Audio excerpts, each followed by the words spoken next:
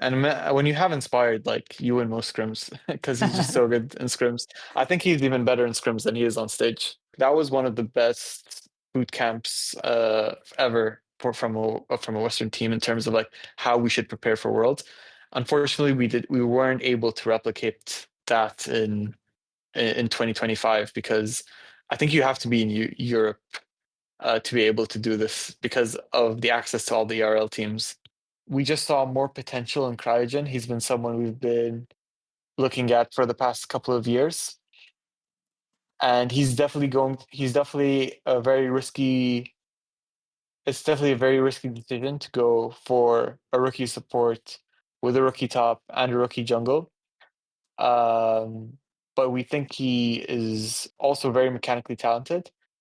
And with time, we think he can become a top support in LCS. Like just mechanics wise, he's already I think a top support in LCS. All right, I'm joined with Empyre after a pretty successful 2 years, 2 year project with FlyQuest. The last time we talked, you had just started this project. You and Andrew Barton had just moved to FlyQuest, and you kind of shared how you thought about the project and what you hope to accomplish with it. You specifically stated you didn't want to Bud Light ace this roster after 1 year. You didn't. Not that you needed to, but you stuck to your guns. So I just wanted to talk about like the the first beginning portions and seeing immediate success. Because when we talked, it was very clear that you guys were all under the assumption, or all under the understanding, let the rookies make their mistakes. This is a developmental roster. This is a 2 year project, not a one split project. But you guys just started winning. You guys finished, I think, first or second in the first in the regular season. Yeah. Mhm. Yeah, we did. Uh, yeah, I mean, I think it's just because we had such talented players, and then the experience of our veterans just pushed the development along really fast. We also had really experienced coaches as well. So the setup and the infrastructure from the get-go just accelerated our development much faster than I expected. I thought it would take until summer, but it was faster. Um, yeah, and the rest of the league was also having a lot of uh, issues in development as well. So yeah, I mean, when you have a team with Inspired and Whippo, uh, yeah, as you guys see, like from all the content and all the interviews, they really pushed the team to play the game the right way and force the team to play together.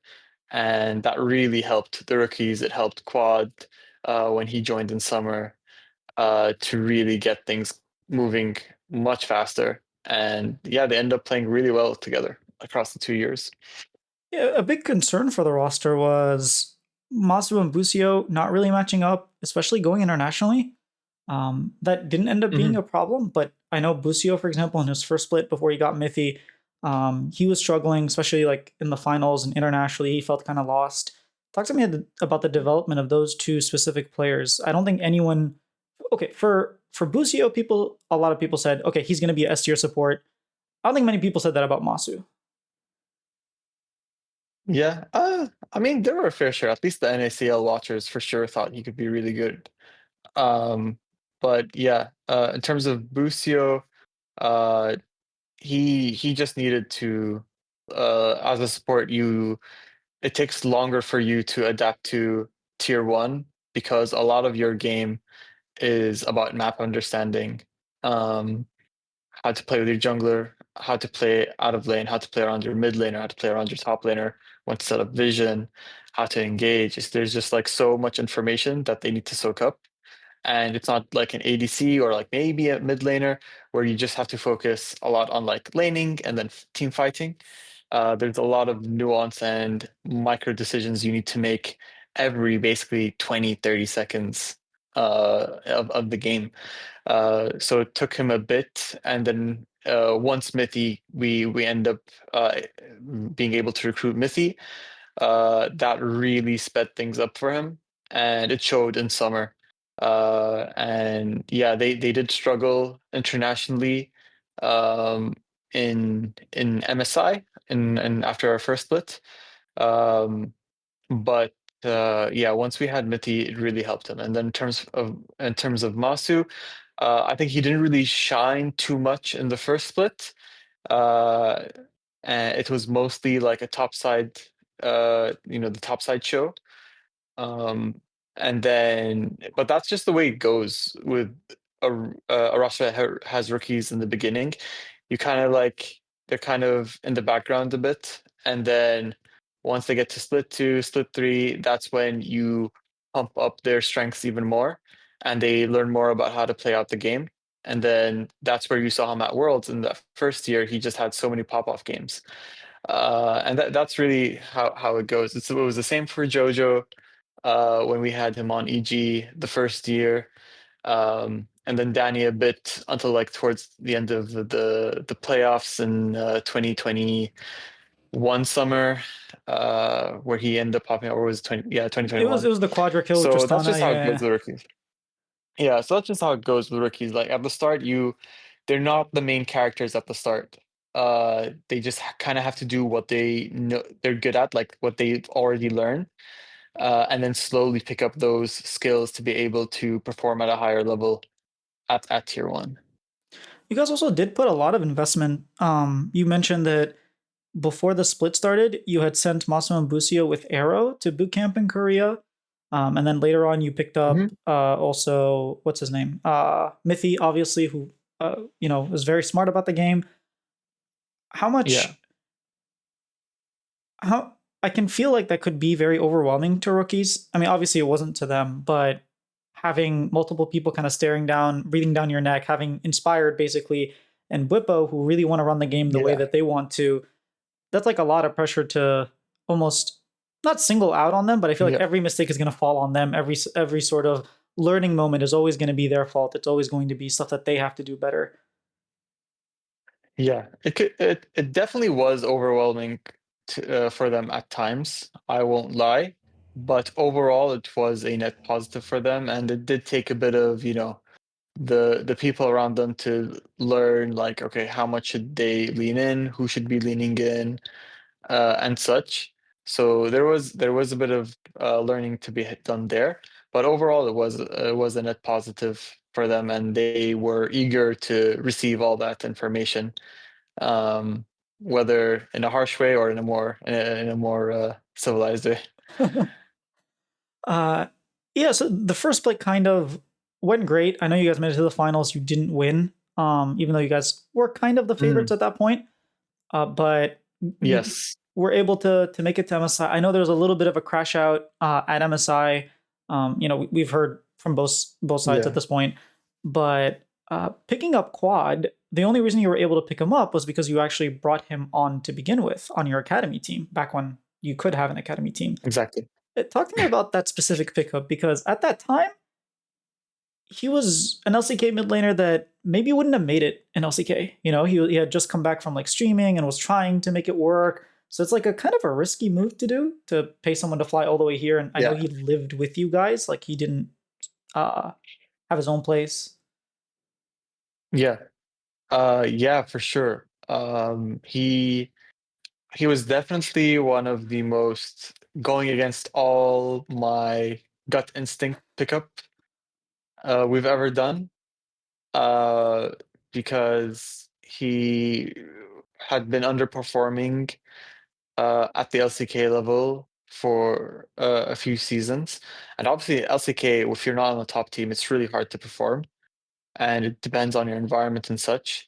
And on top of that, um, but on but we just saw like in Solki, he was like still such a beast. Um, and I talked to one of his coaches, Irene, who used to coach on EG. So I talked to one of his coaches. I was like, okay, what's up with this kid? And he gave me kind of the lowdown. And we talked to him, and he seemed to really like reflect well on why he was struggling. And we thought that he would be able to that LA would be a better environment for him than Korea, to kind of lift his spirits, motivate him, and then put him in a low stress environment, which is NACL, where he just bodies everyone, and then he has these like other young players around him where he can like help teach and he can like he's forced to talk to them, he's forced to lead the team. And I thought that really gave him uh that kind of like breathing space to be like, okay, this is what I'm good at. Uh and I can do this. And then it was just this gradual step down he needed to take so he can take the step up for the LCS. Yeah, it's very interesting that you say he goes against all of your like instincts because that is kind of true. When you look at all of the moves that you've been part of, whether it's bringing Surdy and Shaden onto your academy team, or bringing up Masu, or bringing up Jojo and Danny and like all these people, it's usually North American, come from like it's just a very different story with Quad. And I mean, obviously, it Yeah, worked out. yeah. When I say that, it's not because like he's Korean. Like there are many Korean players I would have wanted to bring over the years. We just wouldn't be able to get them, or for one reason or another. But it's mostly because like he struggled. He showed a lot of decision making in game in his Korean games that weren't really that made me nervous. Like, what if he does this in the LCS? But obviously, we brought him in as NACL, so that's why we were able to do that risk to like flip that coin. Is let's see, okay, he's really talented. Like it shows in solo queue, so let's give him that opportunity to perform in NACL. And if he shows he has what it takes, then at some point we'll give him the chance in LCS.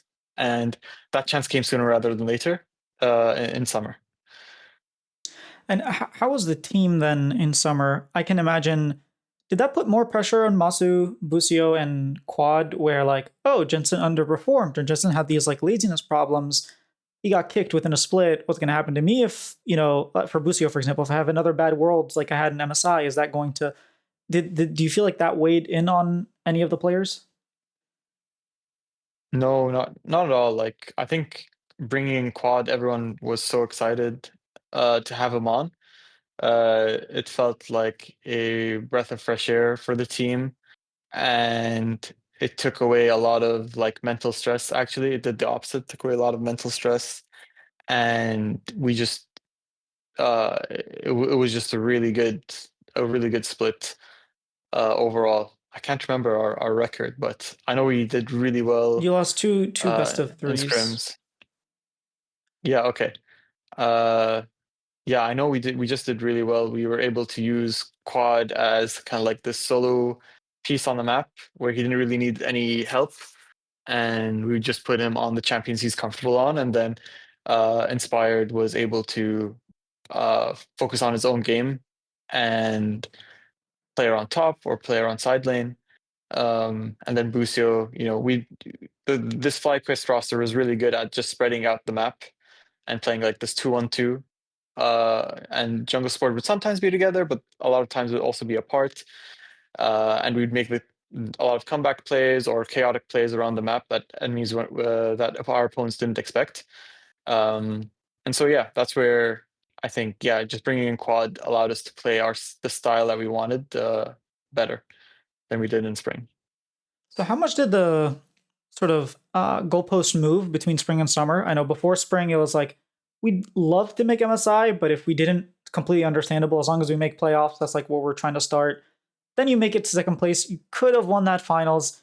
How much did the bar like shift to winning or making finals again? After spring, Yeah.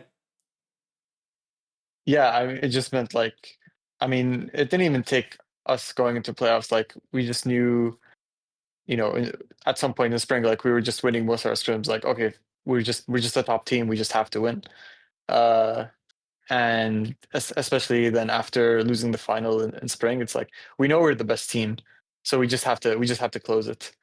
And honestly, I think we should have still been able to win the spring final. I think this spring was just we didn't stick to what we were good at in that playoffs. We tried to play too much towards the meta, and maybe we would have still lost, but we didn't. I don't think we put Jensen uh, on his best champions. and at but to defend the coaches as well, like Jensen's Oriana was getting permabanned, um, and then maybe the enemy team would pick away Azir. So there were less champions for Jensen to pick after that were strong at that point. But I feel like we could have mm, been a bit more creative about how we could have enabled Jensen to play the way he wants to play, so that the rest of the team could be more comfortable. I felt like we end up like giving up on Jensen and trying to force a med on him that he wasn't comfortable in, and that put a higher bar for our team to try to pass Mm, and to be able to execute. But that's just my opinion. It's not everyone's opinion. That's just the way I see it. I think we should have been able to still win if we stuck to the way we were winning with Jensen. But it was going to be hard because the meta was shifting towards like things like Ari and Annie and Talia and things like this. yeah, it reminds me of another team last year that also had problems with the mid laner underperforming as they were putting him on champions he wasn't comfortable on. But who knows? Um, so you actually mentioned this a lot that you guys were winning a lot of scrims. I'm surprised that in spring you guys were winning because Jensen had just come from a team where, I mean, Jensen historically has known to limit test in scrims, Buppo as well, and he didn't play for a year. So I wasn't expecting the scrim environment to be great, but it seems like things clicked from the very beginning in scrims since spring. Yeah, they clicked really fast.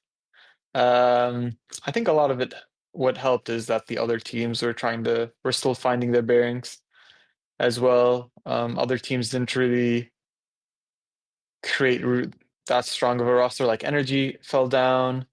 TL were still finding their footing. Sinan were good.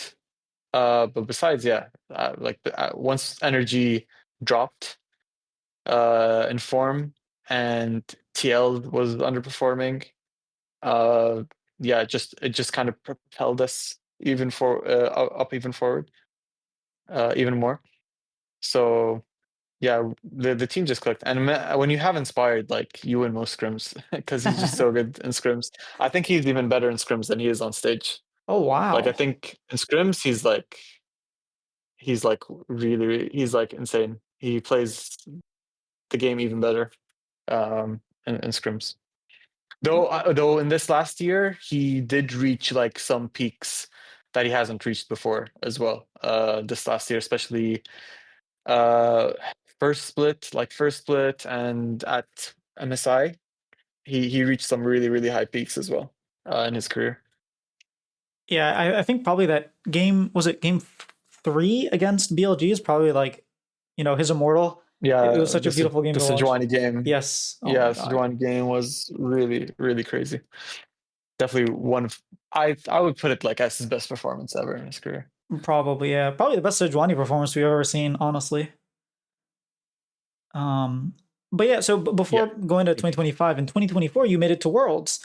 And I want to talk a little bit about that because you guys ended up actually making it and challenging Gen G. But before that, you guys are scrimming, man, in Berlin. What was the facility? Was it in the Europe. Yeah, SK facility? Which team did you? Vitality, wasn't I it? think it was the Vitality. Yeah, and then you guys Vitality. like Yeah. obviously got kicked out and had to find a different place. How was the preparation going into that tournament? Because it did, as a North American fan, it started getting a little worrisome when you're traveling abroad and then even you don't get that many scrims and then you have to change locations. It can be a Hmm. little worrisome. We I honestly don't remember the changing location. I think we changed locations because we were moving to the right facilities for the like worlds. That's what happened. I don't think we got kicked out. It Oh, was just like when we had to move to the right facilities, but I don't remember exactly. It was like a year and a half ago. But what I remember, but we did get a lot of scrims. We scrimmed a lot of ERL teams, and I think what we did there is what a lot of Western teams should do. Like we created a scrim bubble away from the world's teams, and we were able to like freely in a more like lower pressure, but it was still like difficult scrims. Like we weren't winning most scrims even versus the year. Like we were winning most scrims, but it wasn't like 80%, 90% win rate. It was a bit more modest. And but what happened is it allowed us to kind of like freedom to practice more of like practice more about of what we can do in the meta. Whereas when you play versus world like really good worlds team, you you're gonna get beaten down no matter what you play, and then you just feel like you have to play the meta against them. And then on top of that, because we weren't playing world teams, we were able to hide picks that teams weren't, uh, or like comps, or like we were just in the lab a lot Hmm. during that uh, world's training part, like where we tried out like a lot of Nunu, uh, Ivern, even though we were playing Ivern a lot in that during that year, and we were things like Ashe Seraphine bot lane, flexing Seraphine between mid and bot, figuring out like playing Zeri into Silas when Silas blind was showing up from Korean teams. Um, we practiced Shen Jungle. That we didn't. There wasn't an opportunity for that one to show up. Yeah, we were just in the lab a lot and figuring out like what are the compositions that are meta and how can we counter them with more French champions that we can surprise teams with. And it was just really good. Like that was one of the best boot camps ever from a Western team in terms of like how we should prepare for Worlds. Unfortunately, we weren't able to replicate that in 2025 because I think you have to be in Europe to be able to do this because of the access to all the ERL teams. Interesting. I thought maybe you didn't do that because Fearless makes it a lot harder to have picks that stick. You know, you play it once and then it's gone.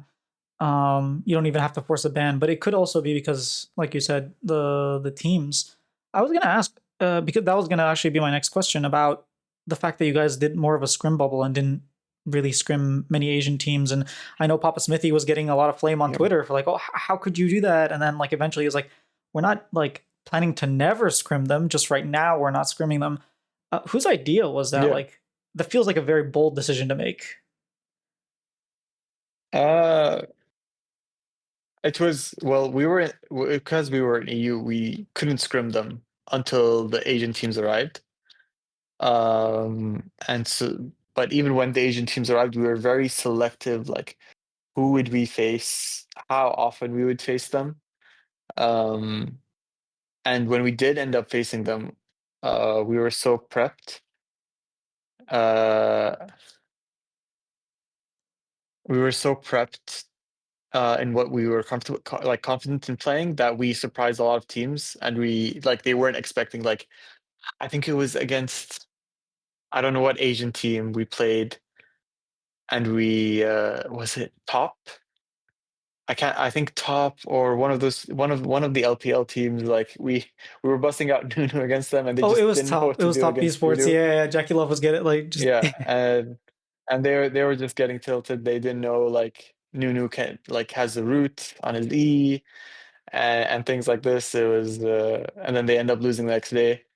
It was just very funny. And then we had like competitive scrims versus T1. Yeah, it was like we did end up scrimming them, but they were a minority of the scrims. We would use them as a way to like, okay, we've cultivated these strategies, okay, and we've played them like 10 times now. Let's and we like well practice on them now. We know how it goes. Okay, let's test them now against this Asian team a day before our game. Uh, or and then yeah, that's how we did it. Like we were very it was very well thought out and very meticulous, like what we tried to do in that event. I think we were only able to do it because it was in Europe because of the access to ARL teams. That Worlds was in Europe. I mean, interesting. So it's almost like you guys used all of the other teams to like craft and sharpen your blades and your edges, and then you would test it out yeah, against the Asian teams. You weren't really trying to craft or improve or yeah, sharpen your blades against the Asian teams. More like a litmus test rather than um, refining. yeah, yeah, um, yeah. I think it's just really hard. Like you spend the whole year not practicing versus Asian teams, and then you just have what like because by the time they arrive at the event, you only have like 10 scrim sets versus an Asian team, maybe if you're lucky. like you're not going to be able to match their skill or like their idea of how to play the game in those handful of scrims. It's just not possible. So using ERL teams who are a lot better than the NACL teams, um, they're still like semi pros or like former LEC pros, and so they're not easy to beat, but they're not going to be difficult. And I think just as an American team, you have a lot of disadvantages going into Worlds, so you have to be thinking about how you can best cultivate strategies to beat teams that are much better than you, that have been practicing in much better environment than you have. Yeah, that's really fascinating. I mean, I that never crossed my mind. I haven't heard any other team like talk about that or even try it. So it's great that you guys didn't only try it, you succeeded. And I mean, I know you guys pushed Gen G quite far. I do want to ask you a little bit about that Mhm. series, just because we always go Sure. back to it because we did the thing. We didn't beat them, but this is as far as we've ever gone. Um, Yeah, how's yeah. I preparing? think we could have beaten them Yes, if we didn't cultivate enough strategies. We needed more. We were running out of gas in the tank. That I think we need like one more draft. If we could have figured out one more draft, we could have won. But at the same time, they also realized that they needed to just play scaling to beat us, which was true. Whenever they had like the better scaling draft, they just auto won. And then whenever they chose to try to beat us early, like blind pick Silas, which we predicted they would do, things like this. They played Ari, I think Ari blind as well. Whenever they decided to do that, we were like, okay, it's easy now. Um, but yeah, but the other three games they realized, okay, we'll just pick Smolder, and then it's like, okay, it sure. really felt like game four was the game to win. Like game five, it just seemed impossible to win. But then even against the BLG series, it Game also felt four, like it was the against Cassidy, right? We cast the Nidalee. I think so. Yes, it was the Nilly game. Yeah, I don't know why we gave Nidalee. I would need to look back at the drafts to see why that happened again. But you should still not lose to Cassidy Nidalee. But we were Oriana Nunu. We should have. I can't remember the full draft, but Oriana Nunu is pretty vegan, so Cassidy does kind of just get to play the game the way he wants, and then Nidalee gets to play the game the way she wants as well, I guess. Um, yeah, we should have changed that draft a bit or something, or for another game like game five or game two, have had just another strategy in the bank against what they were doing. But yeah, we could have won that series since they were not super planned against what, like, they didn't know exactly how to play against us or how to draft against us. But at the same time, if we probably played them another day, they would be like, okay, this is how we play against them. They would probably 3-0 us or 3-1 us. So that Worlds, it was really a lot about having that element of surprise against these teams. Uh, a lot of games versus like against, we played DK. I think we played Echeli as well. Yeah, you that's what Um, famous Doron trying to TP against the Nunu. yeah, so those games were very competitive. Uh, we just didn't have enough gas in the tank to beat those teams. Yeah, it's. I think it could have been special, but we just weren't good enough. Overall, we just weren't good enough. We didn't strategize enough, or we just weren't good enough as a team. And that's just how it is. I think I think we were better in 2026 as a whole, and we can probably get to that soon. Because we learned a lot from 2025. But I think once we reach, yeah, I won't get too ahead of the story. But yeah, I think we just weren't good enough as a team yet, and maybe we just relied too much on these surprise strategies, and that helped. That took us far, but we just weren't quite there yet as a team for international. And I just wish we mixed the 2026 like skill ceiling we reached with the 2025 uh, strategies we were cultivating and mix them together, and then maybe we could have done something really, really good at Worlds 2025. No, I do agree with you that I definitely feel like the skill level you guys reached in 2025 was higher than 2024. But what made 2024 special was it almost felt like you guys admitted we're not good enough to beat them in their game. Let's play our game. And like you said, you ran out of your games. They kind of forced you to play their game. Uh, One thing that Papa Smithy had said on Twitter after the draw, he was like, Genji are probably the stylistically the worst team we can face against, but we're still going to give our best. Yeah. Yeah, Why? it definitely was. I mean, it feels like Genji is stylistically the worst for everybody, but specifically, I would have thought teams that get early leads would have been a lot harder for you guys to face than teams that like to play scaling like Genji. No, because we're really good at stopping the bleeding early, and if they're playing comps that are because the teams that like to do that usually play comps that uh need to get to 2 items really fast, and like just close the game out at 2 items, 3 items, with boots. uh we're really good at stopping the bleeding and then dragging the game out, stalling the game, and then we just end up with a comp that's much better at 4 items, 4+ items.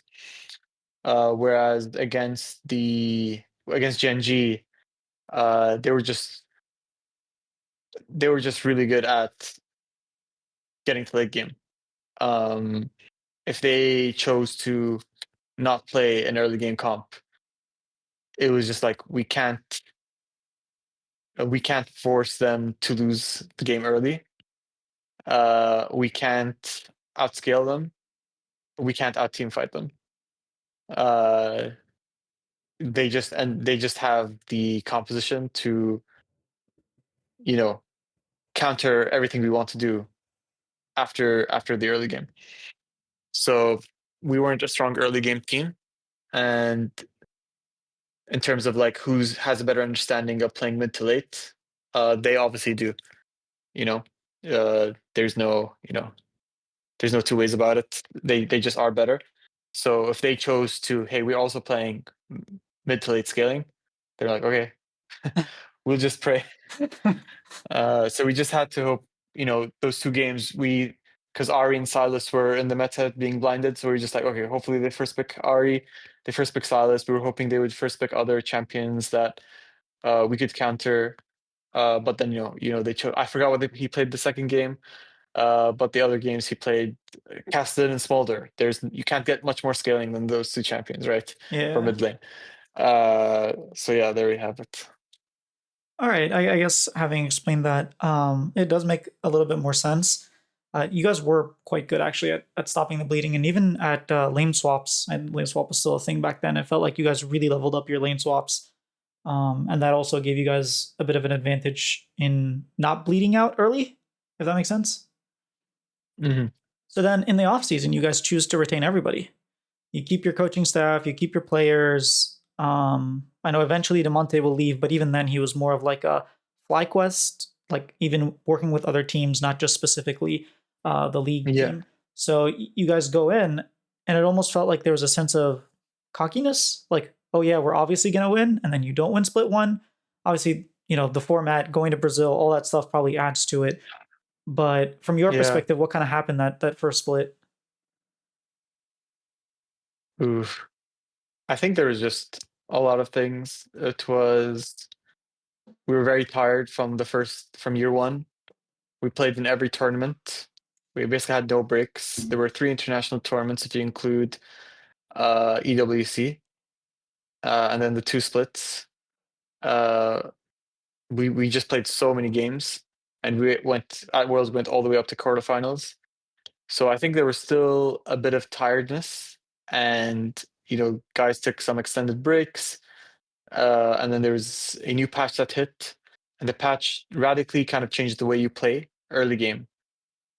Uh, the way the game changed was one of our weakest points. We now need to, before it was like, we are going to concede, we're going to gain XP and gold, and then we will fight at like third dragon, we'll fight Baron, but we're going to wait and concede and, let the other team overgroup while we do things on the opposite side of the map. Now the game is you're gonna fight everyone's gonna go to this location and fight. Everyone's going to go to this location and fight. Everyone's going to go to this location and fight. And this happens all across the first 20 minutes of the game when it comes to, grubs, Atacon, feats. Feats became important. So it's like we now need to shift our entire identity as a team from this mid to late game to we need to fight early. We just need to fight early.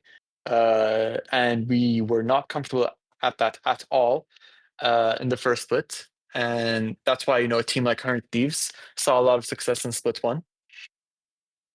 And so, yeah, so mixing in the grogginess from year one and this huge meta change that forces to shift this identity.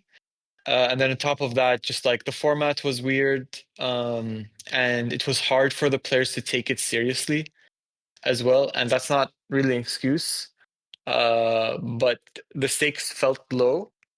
As a coach, as a player, the stakes didn't feel like a normal regular split, like a playoffs.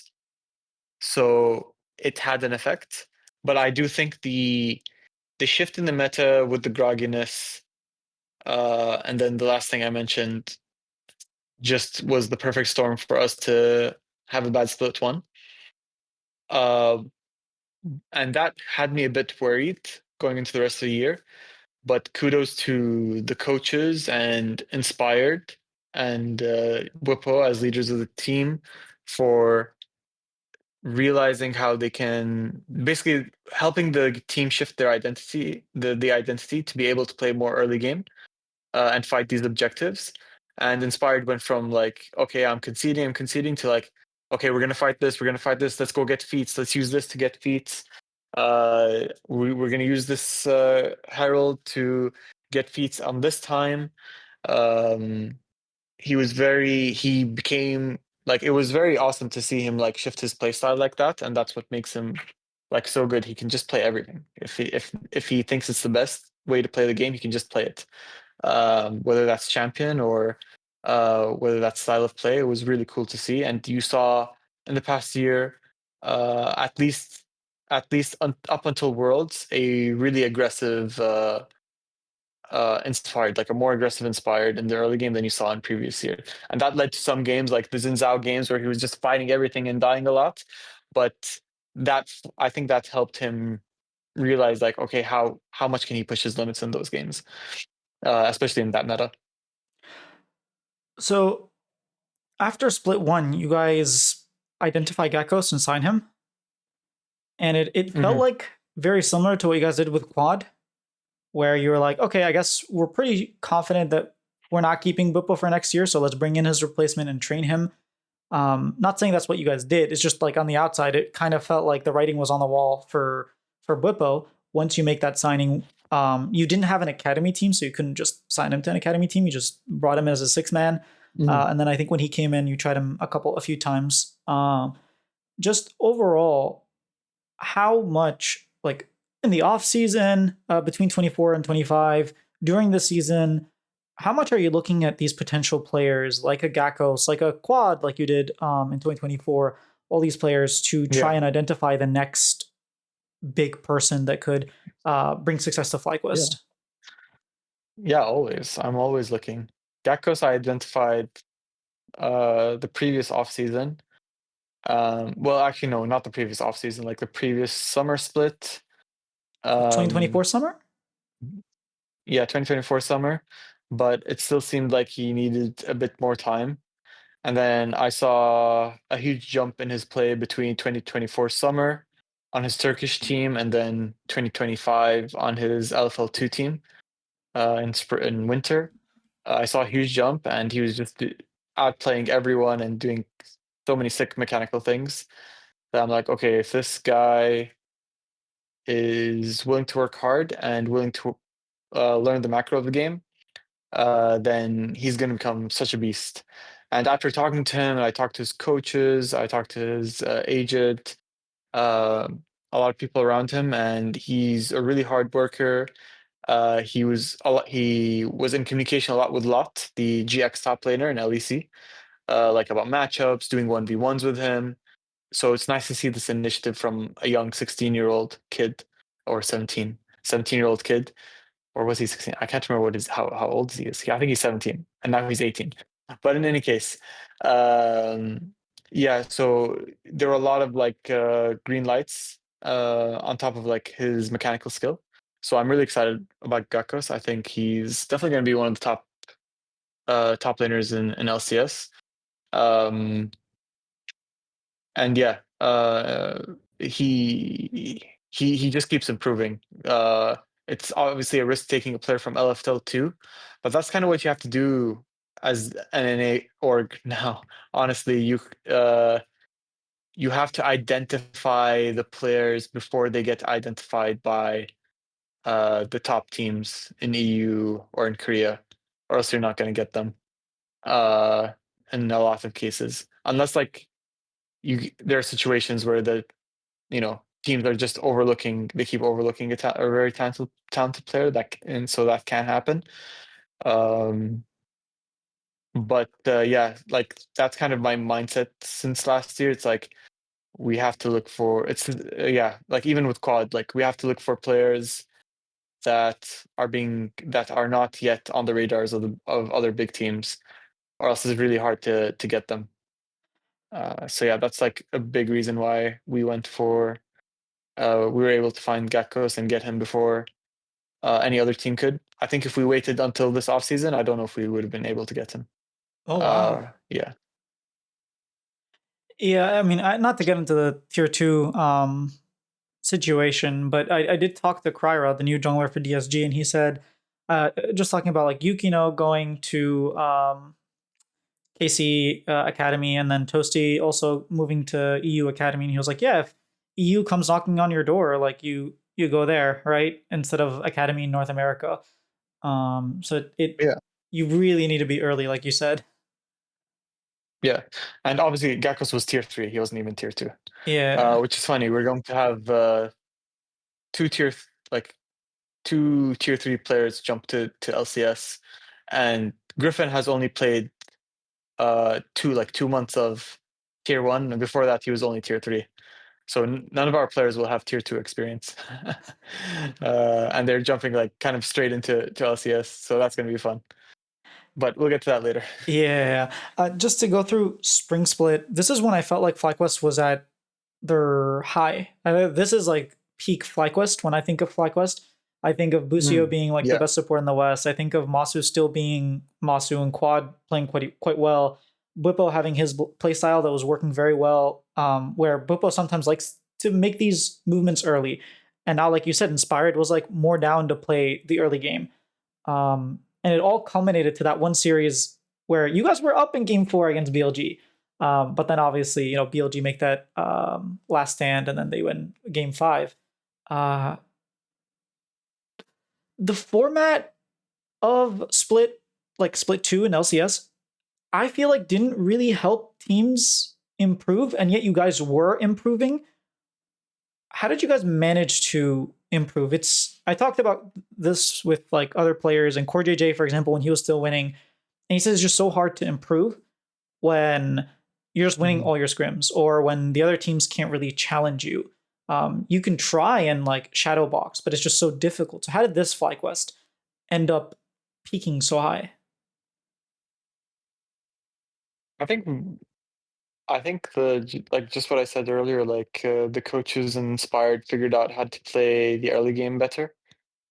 Um, yeah, we just figured out how to play the early game better, and we were really ahead of other teams on how to do that as well. Like we got a lot better than them at it as well. Um, what else?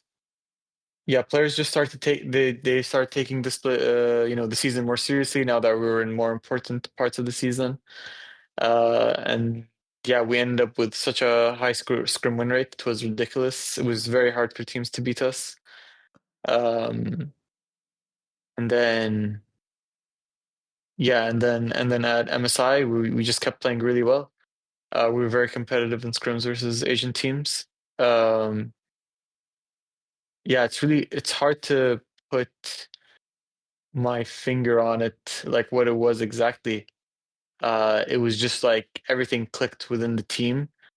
Players were playing at individually, all five were playing at a high level. Um, the coaches were doing really well, preparing really well.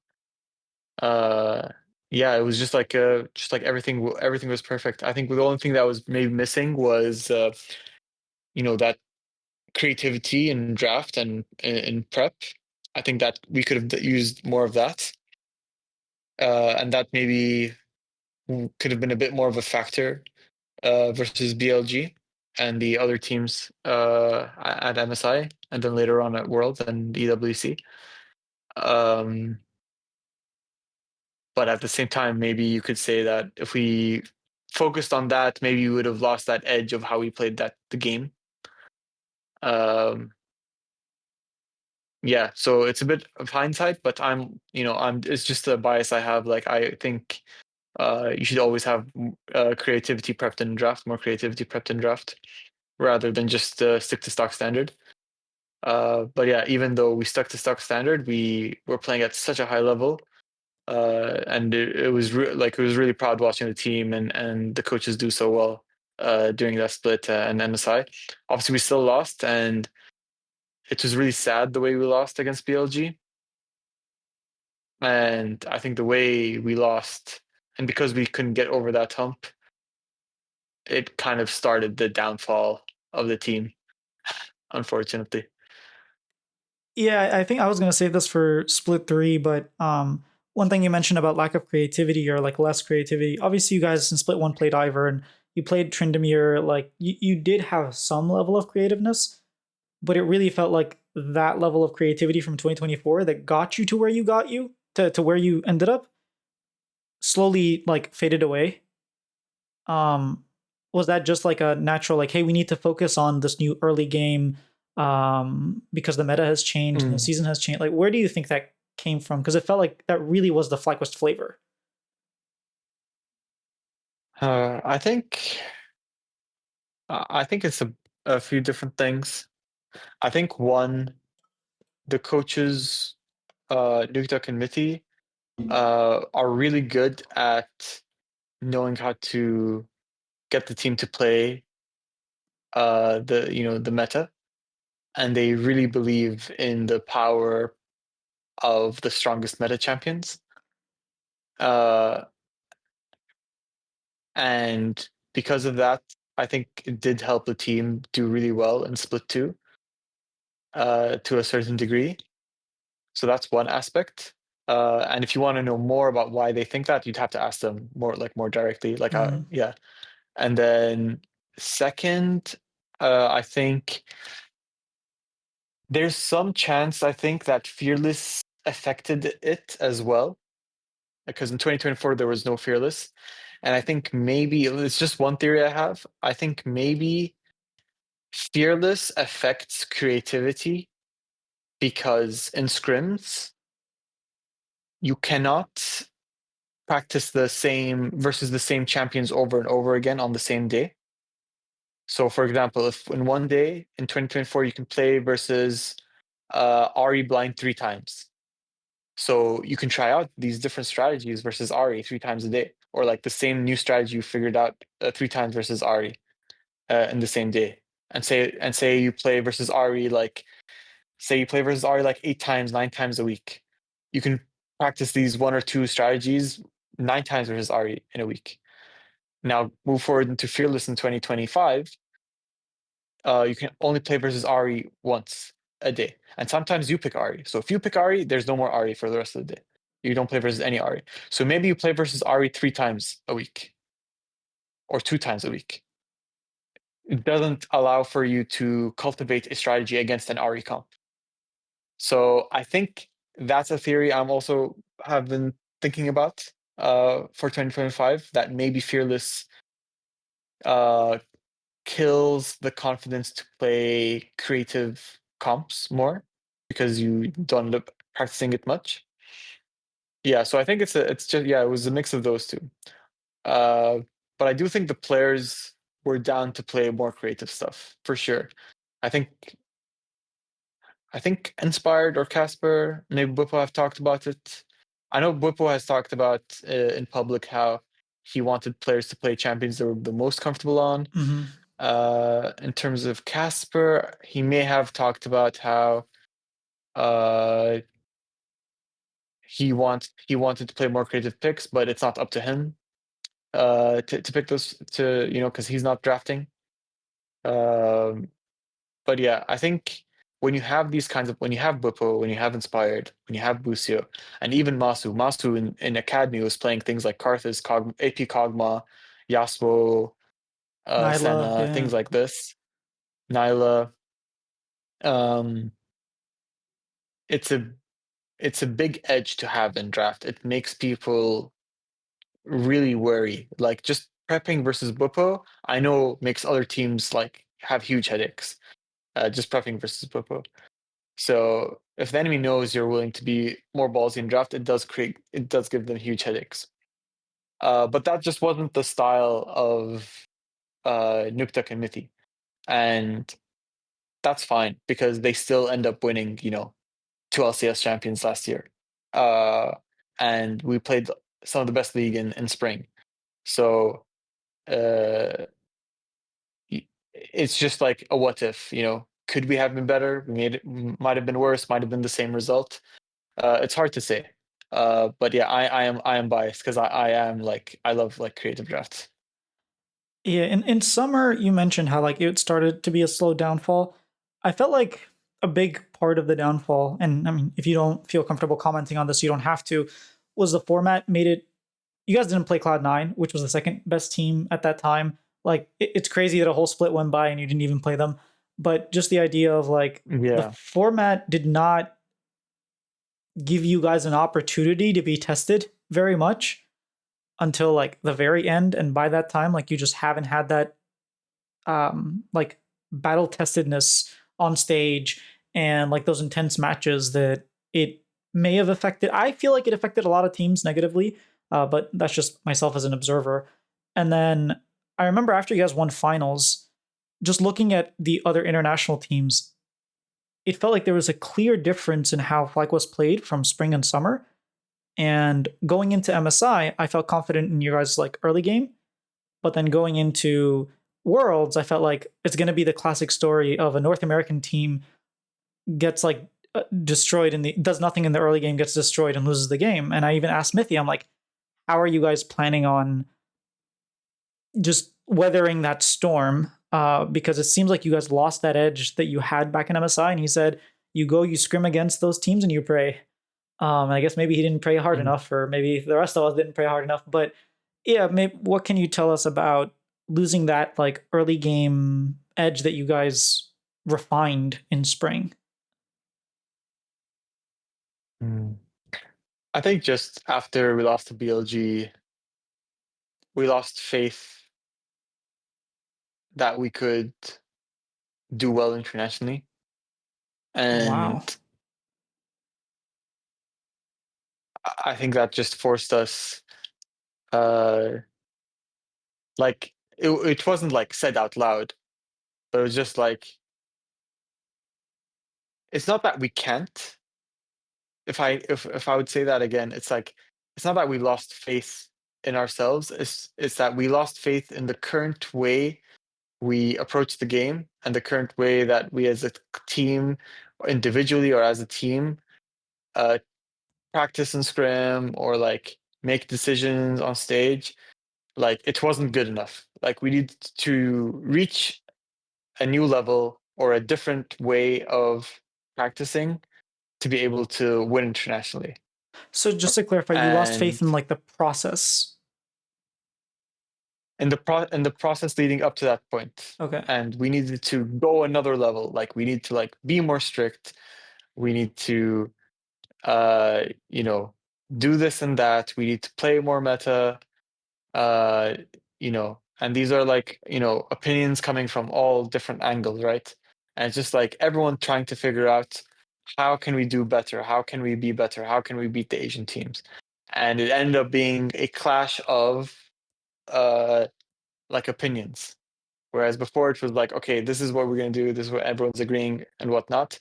And we were strict, like the team was strict uh in terms of like feedback and whatnot, but it went another level above, and that started to cause difference in opinions, more friction, more stress. And when that happens, you know, it's good to have a sum of those things, but when it's too much, it starts to weigh you down mentally, and it starts to affect your performance on stage. And I think that's basically what happened. I think we were not challenged in NA, so it didn't show really. It showed a bit in our play in playoffs, but the teams were just not good enough to beat us. So we still won pretty easily, especially after C9 choked. Um, but it definitely showed up at Worlds. Uh, yeah, it was very sad. Like, this is definitely a team that I feel like should have been playing together for 3 to 4 years, at least 4 years together. I think they could have kept playing together for 4 years, the core of this team. Um, but just not the way esports works, unfortunately. Yeah. Yeah. I don't want to put your words in your mouth, but it also sounds like you lost faith in the process, but at some point people started losing faith in each other as well. Yeah, a bit. Like, like maybe not complete faith, but faith in terms of like, yeah, the like we're good enough to win an A, but like internationally it's gonna be like impossible. Or it's gonna be like it's just hard. Like we've gone to 1, 2, 3, 4, 5 internationals at this point, and it's just like the six is just gonna be the same. That's how it felt. Mm, Um, and it's sad. It's understandable, but it's also sad how much international games can just crush a team and just cause it to fall apart. And it's happened multiple times. Like this is not the first team for it to happen. It's happened to multiple NA and EU orgs, and it's just the way it goes. I just wish we were able to keep uh the core together, of the team together, and keep refining and retooling it, because I felt like if we were allowed to do that, we could have done better in 2026.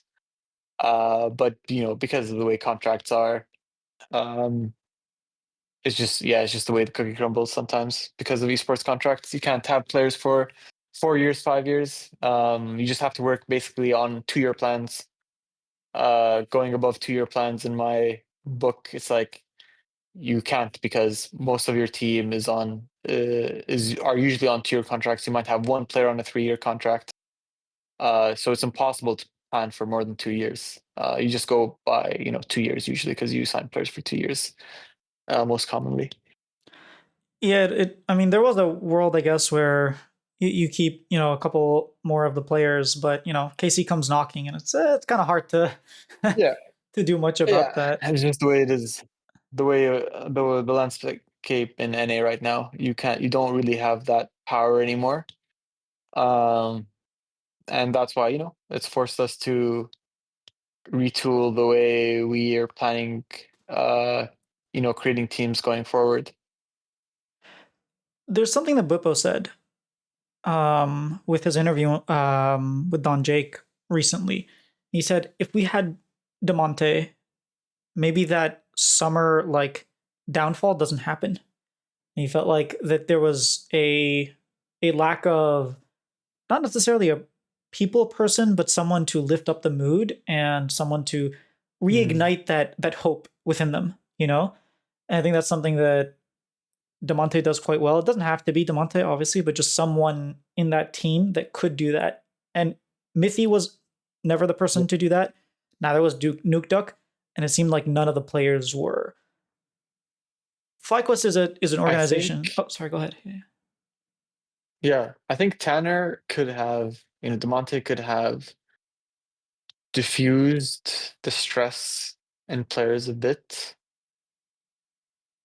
but I think the end result would have always been the same. Uh, yeah, I think it just ended up being a point of no return, really. And Tanner was really good in, yeah, lifting spirits and making players feel less stressed. But I think it got increased to an even higher level that I don't think Tanner could have really changed the direction the team was headed in Do you think he at couldn't that have point. prevented it, maybe, if he was still there in spring? Yeah, I don't think he could. Oh, you don't think so? I don't think he could have prevented it because he wasn't the head coach. So yeah, it needed to be. It was that serious, huh? Yeah, it, like, it's like saying, you know like uh, like if you look at a traditional sports team, like the sports psychologist isn't going to make or break a team. you know when a team like crumbles in pro sports or like wins in pro sports, you're never like, yeah, the sports psychologist, if they didn't have that sports psychologist, they Yeah. couldn't have won, or if they had that sports psychologist, they wouldn't have lost. uh it's just one factor. Like Tanner would have been one factor that could have helped, but there were just way too many factors that Mm. were causing just too much stress, too much friction. Uh, and in the end, maybe the players would feel less stressed, but I don't think our play would have held up regardless during that Worlds. So we would have still lost. Maybe the only difference is if we had Tanner, maybe we could have beaten G2. But the series versus the Asian teams is just probably impossible. Yeah. Yeah. Okay. I guess the follow up question to that is how much does FlyQuest has not been against hiring people when they see a need for it. So, for example, you hired Arrow, you hired Mithy when you got let go. You're not against you adding to your coaching staff. The my question would be like, where is FlyQuest stance on like a sports psychologist? Or I know he's technically not a sports psychologist, but he does fill some of those roles with Demonte. Yeah, But like like a performance yeah, coach, where's like your a role? What's vibe guy. FlyQuest's opinion on like performance coaches? I think we think they're very useful, especially, but they need to have like a certain skill set in league. Someone like Tanner, uh, who kind of knows league, who can relate to the players, which is very beneficial. It's just hard to come by in esports, and that's why not every I think every team has them. Obviously, budget, of course, can have a factor. FlyQuest won't be having one, at least at the start of 2026, but we're open to bring one on if there is the right candidate. All right, that makes sense. Um, I think that brings the end of the 2025 roster. Uh, Yeah. it's unfortunate how it The ended. only other comments I would have on, like, the 2024-2025 roster is like, I think we haven't talked much about Buppo. I think Buppo was super instrumental in helping the rookies and bringing good vibes for the team. Uh, it's sad the way the things that went down with him at the end of his tenure at FlyQuest. Um, he's definitely a really special player and brings a lot of entertainment, and the way he thinks about the game is super good.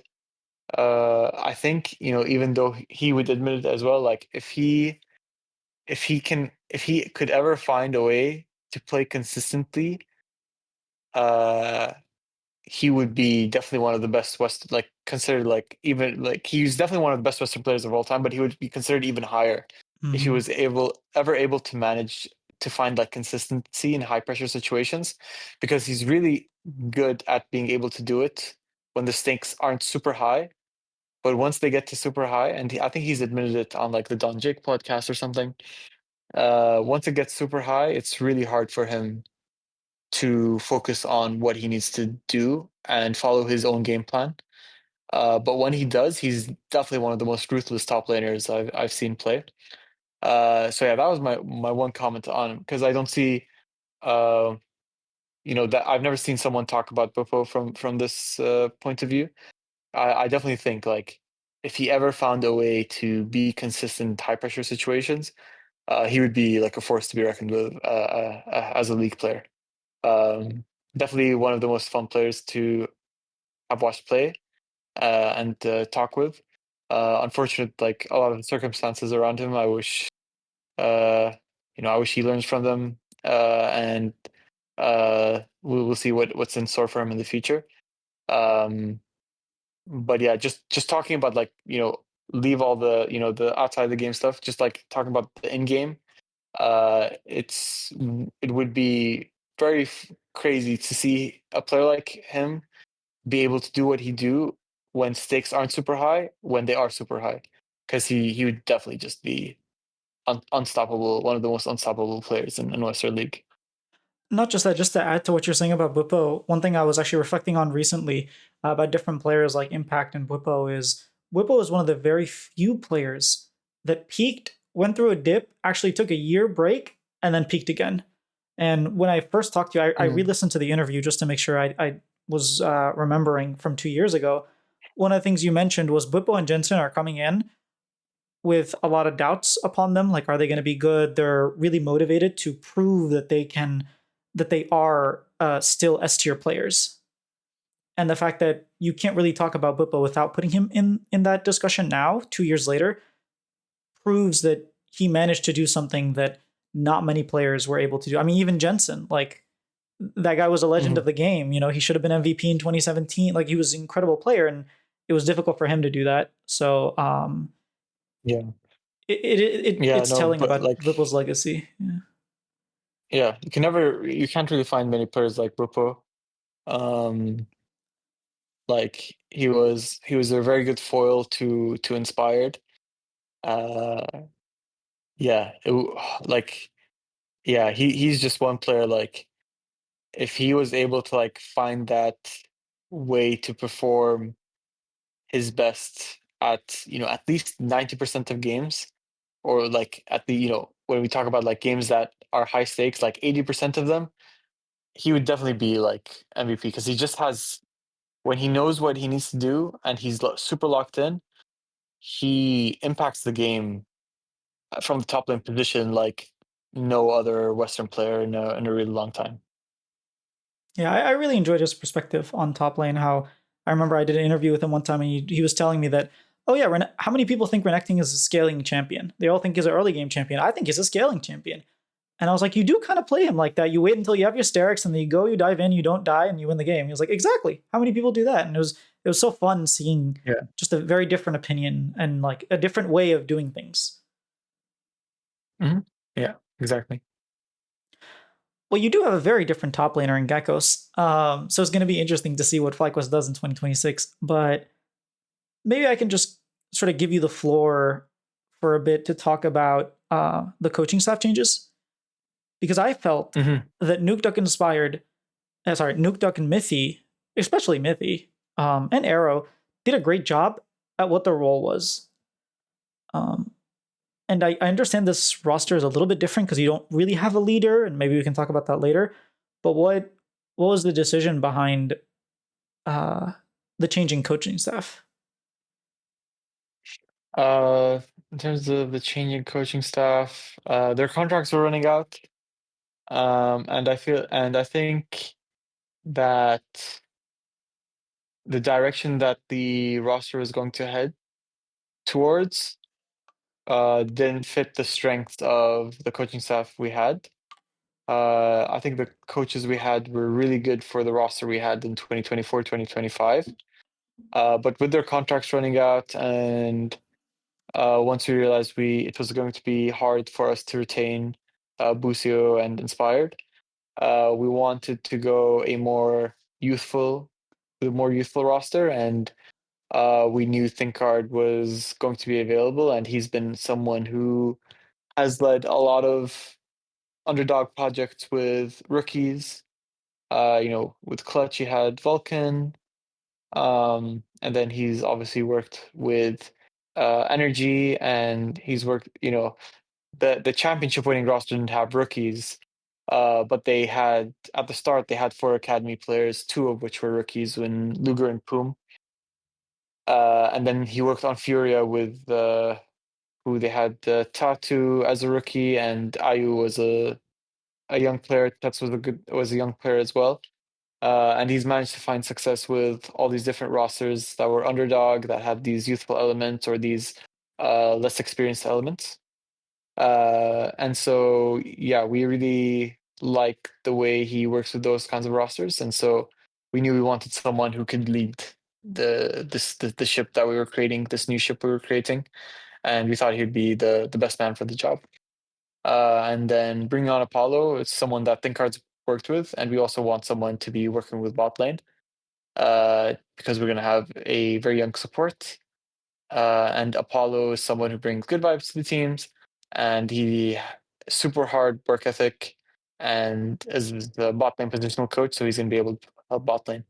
So yeah, it just felt like the most correct thing to do. And I've also worked with ThinkHard before. He was my coach on Clutch Gaming in 2019 summer, and we had success there together. So I know a bit of I know what he's good at, and I know he's going to do really well with this roster. The last thing you mentioned about Apollo and like the bottling coach, Apollo was an AD carry, at least to me, and maybe you can't share anymore, but it kind of makes more sense to keep Mithy to work with Cryogen rather than bringing in Apollo, if that makes sense. Yeah, yeah. Uh, that would that kind of makes sense. Yeah, but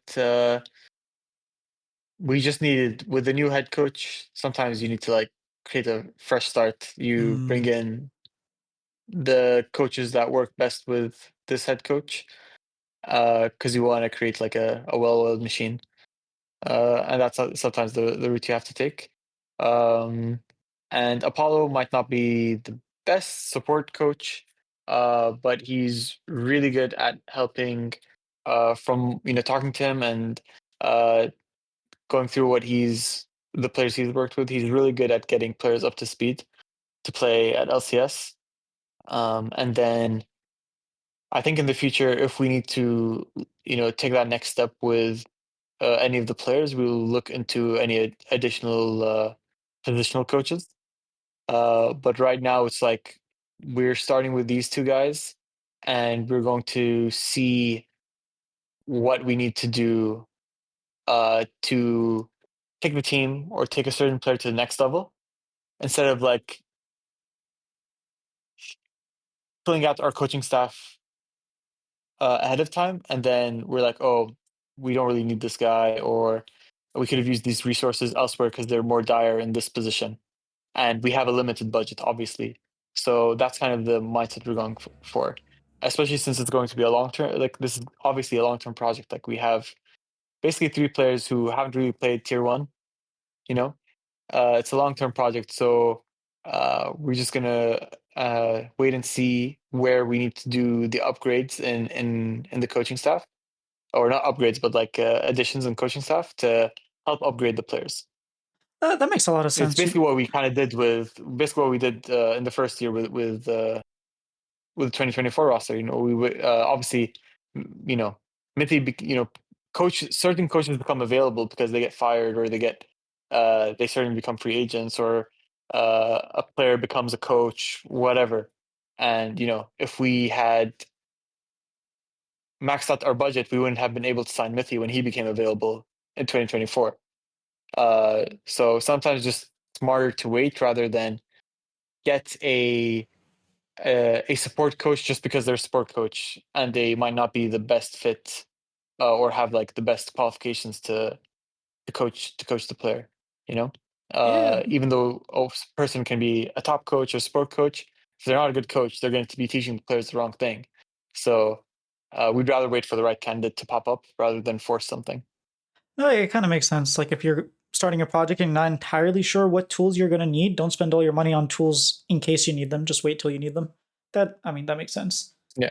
Um, yeah, we can get Yeah, into. and with Thomas Thinkard, he's a really good jungle coach, and he's really good at helping players communicate. So he can help all roles in terms of like communication because he knows like he's been coaching for 10 years basically at this point, so he knows like what kind of comms need to come from different players, and then Apollo will hold down bot lane.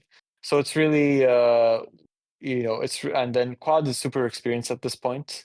And then Gakko's got a lot of coaching from Bwipo already. And then he also has a lot of contacts in EU from top laners that he bounces ideas off of. And we might be able to help him get like a good sparring partner in NA. Yeah, so we're still playing around. We're seeing what we need to do. We might make additions after winter split or after spring. But yeah, we just don't want to blow our whole budget until we see like, okay, let's see how this team works out. Let's see how this coaching staff works out because we have 3 new players, we have 2 new coaches, um, and it's a long-term project. So it's better to wait for the right move than to force a wrong move. Ooh, I like that. That was well said. Uh, this team doesn't have a leader in the sense of previously there was inspired. There's no core JJ Yeah. on this team. There's no inspired on this. There's no one to like lead a lot of these. Quad, I would say he's a veteran. Masu, I know it's his third year, but I wouldn't call him a veteran.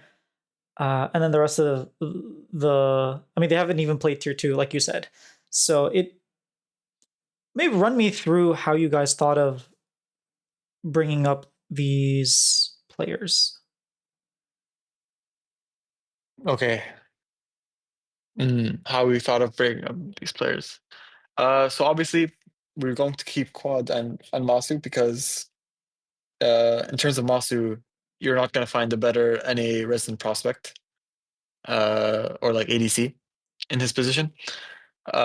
He's just the best. I know some people would put Jan as number one, uh, but I have Masu just a bit ahead. Jan is still a really good player, but I have Masu just a bit ahead of him.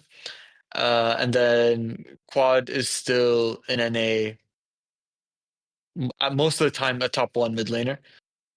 Um, and a lot of there were a few teams that approached us like, is he available?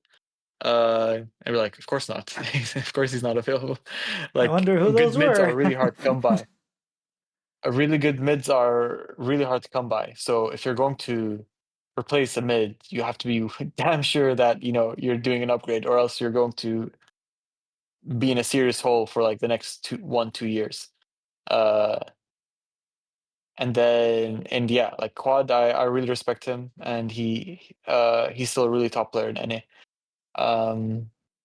Still needs to work on having he still needs to work on like how he should prepare himself and prepare his game in international, especially versus Asian teams.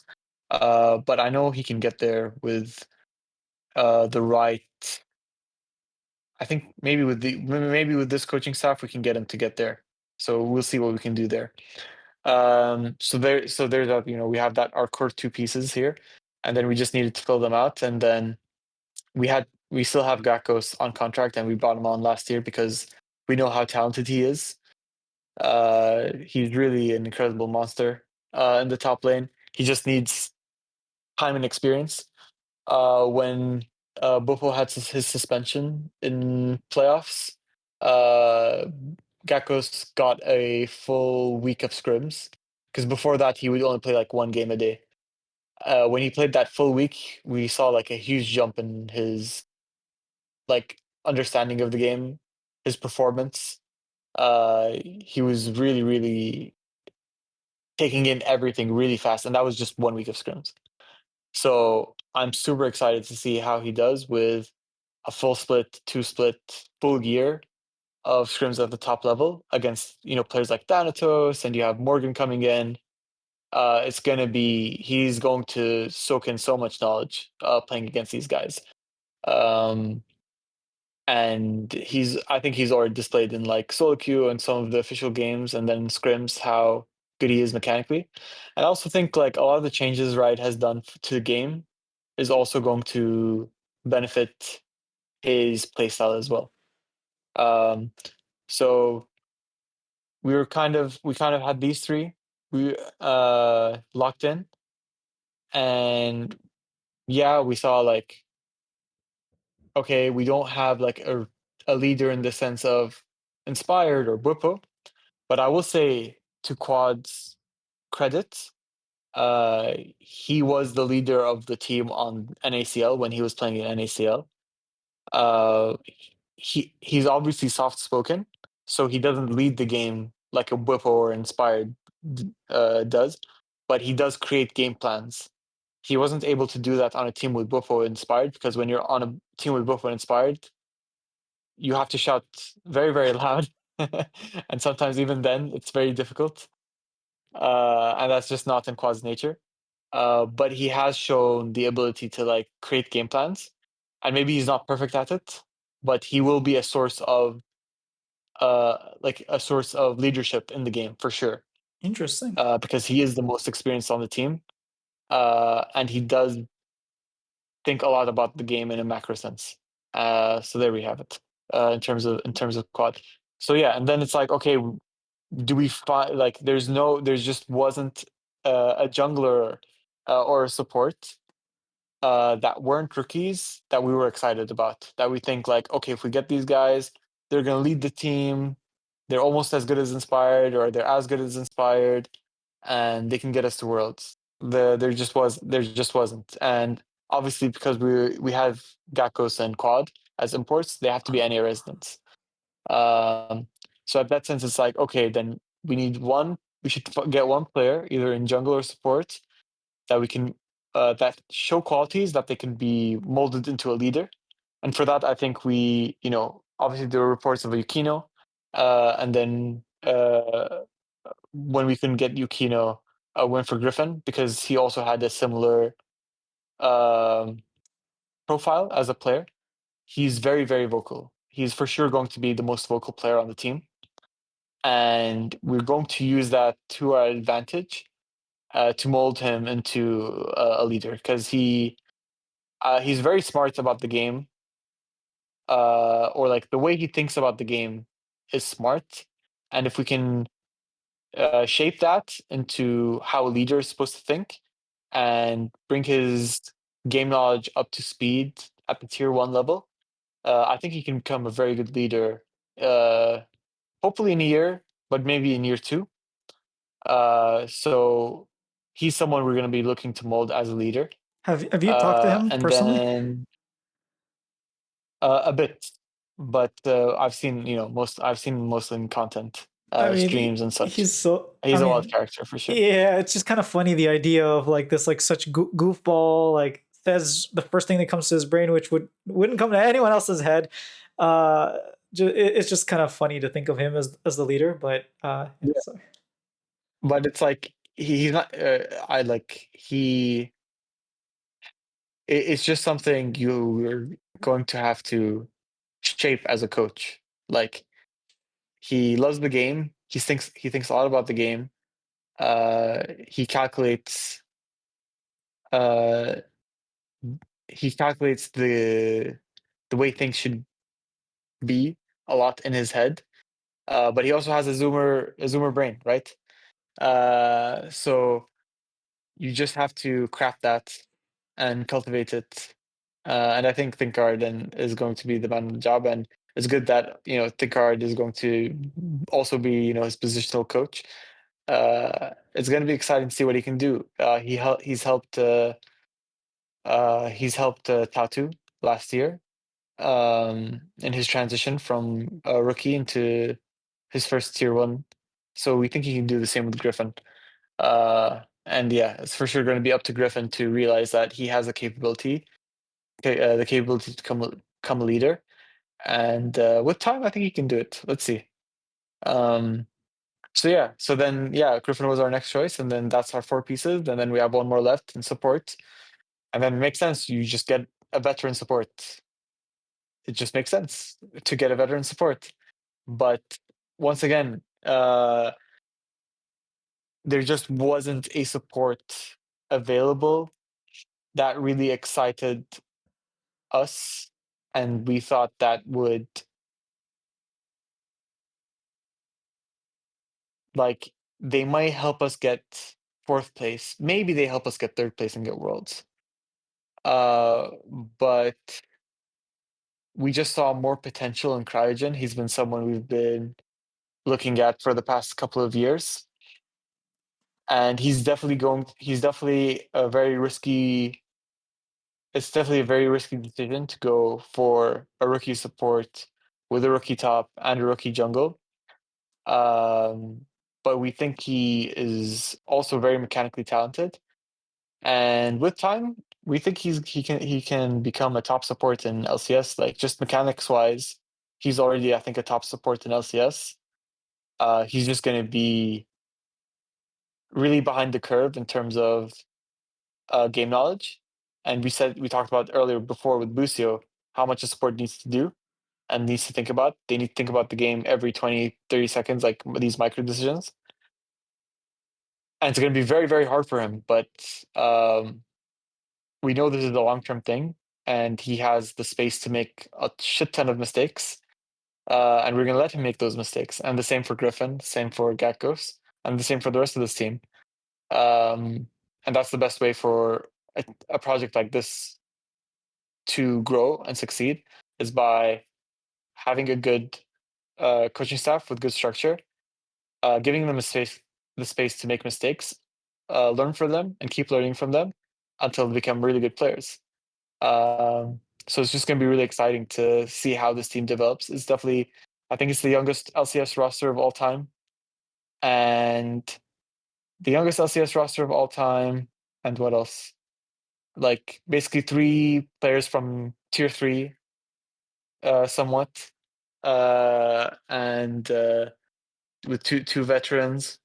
So it's definitely an exciting roster, and there's just a lot to you know a lot to be excited about as a fan and a fan for this team because if it does really well, it just ignites more passion in the region. I think from the player base and also from the fans um, that you can make teams like this work. You just have to have the right setup, the right environment, the right coaching in place. Well, FlyQuest making it work doesn't necessarily mean other people can. I will say you guys have a different, like, even just talking to you about why you pick up certain players in certain roles, and you clearly have a vision of like, okay, well, we need a leader in the jungle role. Griffin can develop like that type of just thinking, forward thinking. Sometimes I talk to other GMs and maybe they don't really think of it that way. They're like, oh, he's a good player, so he's gonna be a good player. Just because FlyQuest does Yeah, it, I don't know that means other people can. But I do have a problem with something you yeah, said. Um, sure. you mentioned how Cryogen he has very good mechanics, and you guys think that he can be a top support in North America. The last time we had an interview, you said that Busio could become a top support in North America for many years, and then he becomes a top support and leaves. So I really hope Cryogen doesn't do the same thing. I think we have Crygen locked to a 3-year contract, so Okay, thank uh, goodness. he won't leave. He won't leave until 2028, at the end of 2028. All right, we got one So extra you year. guys can enjoy him for 3 years. Yeah, you can enjoy him for 3 years before any youth team snaps him up. No, but seriously, yeah, and seriously, yeah, we think he can do it. It's just gonna like like the bar is not high for support in NA. And he has he's already displayed like to us that he's good mechanically. All these players, particularly like in terms of like the pickups, the rookies, have displayed that they're mechanically the top uh, of the region of the league. It's just going to be how do they develop uh, their game understanding, and if they can develop that, they're going to become top players in the league for sure. And in our eyes, we have 5 players who are mechanically talented. So if they learn how to play together as a team, there's no reason why this team doesn't become a top team either by the end of the year or in year 2. It's just we just have to see. Like we haven't started scrims yet, so we just have to see how the team develops. It's gonna be very crazy. We have very flashy players. We have players that like to fight a lot, that want to play make. So we're definitely be a fun team to watch. We're gonna make a lot of mistakes. We're gonna make a lot of reckless decisions. I'm probably gonna grow a few more white hairs, but it's gonna be a fun ride. That does sound like a lot of fun. And I hope the cryogen angle works. I know there was, I think Huhi was available. Like if we're talking about a leader, I think Ayla also kind of developed towards the end as a leader. And you guys are taking a Yeah, risk by bringing someone from tier three, yeah. I but mean, yeah. I mean, who he like? I think who he could become like he is he is a voice. He is a source of like leadership, but you're also going to get a you're also flipping a coin in terms of how he's going to perform mechanically. And he's had in his career as a support so far very rough patches and very uh, good form of play. But mostly in the past few years, it's been very rough to watch. Um, and then in terms of Ayla, I don't know if I don't really think he's a leader. He was on a team with River, mhm. and then FBI came in, and then you also have like Dokla, um, and so me and Andrew also worked with him on EG, and obviously he could have developed since then, Grayson said but he it's was hard to focusing on imagine. that with him, like trying to develop him to a Yeah, leader. yeah. So he's still working on that. So it's hard for me to imagine that he is a leader now. He's probably picked up some things, but it's probably not enough to consider. Like to our eyes, it wasn't enough to consider him like okay, he's this leader support that we need to make this team work. And maybe we were wrong. Maybe we will be wrong. It's possible. But for us, it's since we were forced, or maybe not forced. Uh, it's somewhat forced. When once you lose talents like Lucio and Casper, who are both resident players, you have to keep this in mind. They were both resident players, and there are not many resident players at their caliber. You have to go for a more uh, riskier, like creative direction. And we were presented with the opportunity to do that um, with this roster. Uh, so it's a long-term project. I'm not going to say it's a 3-year or 5-year project because those don't really exist. It's a 2-year project, and we're going to see how this first year plays out. And we think this team can become a top team. But we'll review it at the end of the year and see what went wrong, what we could have done better, or if we end up going to Worlds anyways. We'll still end up reviewing it and seeing what we can do better for 2027. But yeah, it's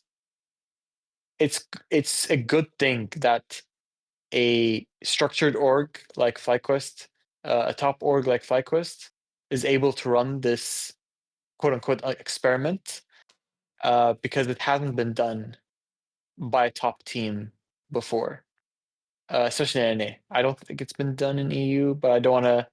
I can't think of the top of my head, but definitely hasn't What do been you done in mean by NA. that? Didn't NRG run a 2-year project?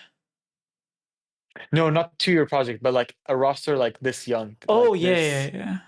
Uh, like Golden like Guardians did, passing and then over. they kind No, of ended their but careers. that was like no, but that was different because they were like max low budget, and they weren't able to get any player like that was talented at that point. Really, in terms of like the rookies. Yeah, like they. Whereas like for us, like these three players are, like they're super talented in their respective roles in terms of like amateur rankings. Like if you go back to that GGS roster, besides Iconic and Niles, the rest weren't rookies, right? Who There was the was support? like Was it there was Gate or Newbie? Yeah, newbie, yeah. No, yeah, no, no, you're right. newbie, and then mid. I don't remember who mid was, and then ADC was Stixay or who was it? I can't remember This was before Stixay. I who think it it was. was. It's been a while. In This is any case, yeah. yeah. In any case, if you went back and talked to any like tier two watcher, no one would say like Iconic was a top jungle prospect. Like at that time, it was like Kenby and Shaden. Maybe there was Tomio at that time as well. Yeah, there were a bunch of other jungle prospects. And then for top lane, Niles had some interest, but I don't think anyone thought he was going to be able to light the LCS on fire. Mm. Um, yeah. So yeah, whereas like Gekko's like already like he's been playing in EU Champions Queue the past month and versus very good players, and he's doing very well. Lots of people are starting to respect him over in Europe. And then Griffin, he's been high challenger in Korea, NA, did really well on Loud last split with lots of carry games. And then Cryogen is the biggest risk, obviously, but lots of tier two watchers think he's the best support prospect, and he's done really well in a lot of combines. He just hasn't had the chance to do it in tier two. Uh, so we said just okay, screw that. No one's giving him a good chance in tier two. We'll give him a chance in tier one. Well, I really hope this two-year project like works out. I think it's very important for more teams to run projects like these. It also Yeah, makes it a I lot mean more it sustainable. it it will. I will say it. I hope it does. Uh, because then you see like obviously no offense to Palafox, but like Dignitas, I should have 100% gone for Toasty, like 100%. But I don't know why they didn't. I don't care for their reasoning or whatever. But they needed to make that happen. Or some team, like even Sentinels. Sentinels should be getting flack for not picking Toasty over Darkwings.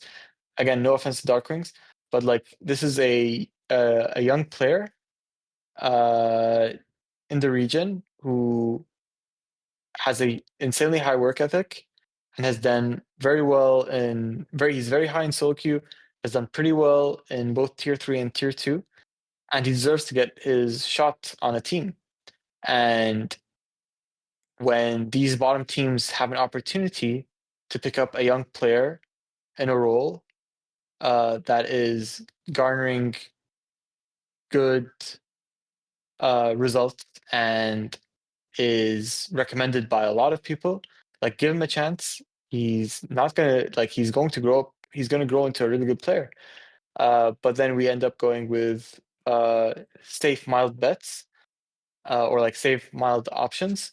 It just puts a sting in my heart specifically. I'm just like, oh, why didn't you go for this player? Like similar, yeah, like it just keeps happening over and over. It's very sad. Sometimes I wish I could control the rosters of most teams in NA, and just play manager for all these teams. But yeah, because I think it just would help the region a lot more if we do that. And then yeah, I just don't understand why they don't do that. Yeah. itself. I made a video about like just everything you need to know about 2026 for the LCS, and I had like three categories. The first category were teams that are going for a win. The four teams that went to boot camp in Korea, like they're all trying to make it to Worlds. The rebuild teams, like you guys and Sentinels and DSG, and then the third category was like I don't know what they're doing, and that was Dignitas. Um, but I will say, in all Yeah, seriousness, I don't think Toasty going to Dignitas would have been good for him. We've seen what happened with yeah, Surdy. possibly. We've seen what happened with XU like three times at this point. Tomo. I feel like the talent going there just they just shouldn't. Yeah, Sentinels possibly. is an interesting option. I think maybe that could have worked, Yeah, but I would stay clear from Dig. yeah. If I was Sentinels, I would have done Toasty mid for sure. Um, I think he would have been really good on that team for sure. No, no offense to Darkwings, but yeah, I just think Toasty's better. Hopefully, Toasty does have flaws for sure, and I understand maybe why those flaws would make teams hesitant to pick him up. So hopefully he improves on those flaws on G2 Academy in the next year. I don't know how long his contract is. Hopefully it's just 1 year, and then hopefully he gets the chance to join an NA team the following year. Um, but we'll see. He might just not come back. We might never see him again, and it'll be very sad. Because if Yeah. he improves and he just doesn't come back, it's the same thing that happened with Yukino. Like Yukino should have been on an LCS team last year. Honestly, like I think DSG should have.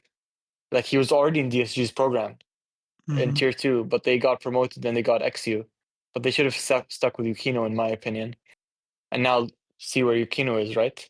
Yeah. Um, and yeah, it just keeps stinging my heart. That's why I said like I wish I controlled these rosters. I'm happy now that DSG has Ido because he has the same philosophy as I do. And for sure, if Ido wasn't the coach on that team, Kryra wouldn't have been picked up, and Sajed probably wouldn't have been picked up by either. So I really hope they do well. Um, because yeah, that would be very good for NA. Yeah, I also think like in Toasty and Yukino's case, normally you don't have an opportunity. Like think of Five Fire. I thought he was going to be the next mid. You know, Cat evolved as well. At some point, I thought he could be really good, and they just end up like not. They just leave tier two. They leave League of Mhm. Legends because there is no opportunity. At least now there's something that you can do, even if it's not an NA. Yeah, yeah, yeah. I'm happy for them, and for sure Yukino has improved a lot going to EU. I hope Toasty does the same. I just hope they come back to NA. Yeah, As someone who works for an NA org and works in the NA ecosystem, um, but if they end up managing to do it in the LEC, then good on them as well. Like you know, they got to do what they got to do if NA teams in Tier One aren't going to give them a chance. yeah. No, thank you so much for your time. Actually, I guess since we're talking about it, one last question here, and this is just like me putting my Shopify hat on. But what's your as a scout? What's your like thoughts on Zinni? I thought this year was very strange having him on like any duty half the year. It was kind of frustrating to see compared to how he played the year Yeah, before. he got Jensen, he got quadded. No, I'm kidding. Maybe Nukta coaches that team. No, I'm joking. If Nukta listens to this, it's just banter. He knows how much I hate Annie. But yeah, yeah, yeah. It just seemed the team was worse. His team was worse this year, so that could have affected his performances. He's definitely a very talented player. Mechanically, he's going to be a top mid in NA. I haven't seen him in scrims yet, so gonna have to see like how he adapts to tier one because tier one's going to be a lot different for him. How he adapts to his teammates. Um, but in terms of he has champions he's really good on, and he knows how to click buttons. So baseline, he's a very very good player, and he's a very good prospect for SR to build around. They just have to make sure that they can make him adapt to tier one and to a new country really well. So, and they have Tanner, and they have like Korean speakers on the team with Revan and Bivoy. So let's see how it goes. They should be like SR should be theoretically a top team. Like they should be uh, like they shouldn't just be aiming for worlds. I think they should be aiming to be like number one That is their goal with to this lift the pickup. I trophy. think. Yeah. Yeah, like with if you're going for this kind of player, and I assume like if they got him over all the other teams that were in him, they must have they must have Yeah, they did. a lot of cash on him. So when you do that, I'm not saying you need to. It's either first place or bust, but uh, they've taken this step, and this step means okay, now it's time to contend for first place. So they need to be in that contention, and if they fall short of that, it's going to be a failure. I think. I completely agree with you. I think those that should be the expectation, especially Yeah, with him having like this all this hype and his unique champion pool like Vel'Koz and Skarter mid and all these like weird picks. yeah, Should be fun and exciting. yeah, and like yeah, I mean the rest of the team are all players that have won championships. Not sure about B-Boy, No, he maybe finished not second a B-Boy. few times, but he never won. Yeah, but the other three, are players who have won championships, so they know what it takes to when they're in the playoffs. They know what it takes. Um, so they just added one of the most hyped prospects in the last 2 years with Zinni. So yeah, they need to take that step. They were in contention to make worlds. They probably should have made worlds, but they failed at the end. So with this huge upgrade in mid. Uh, I think they should be able to contend for first place. But we'll see. We'll see. It's definitely a step in the right direction for them in terms of roster build.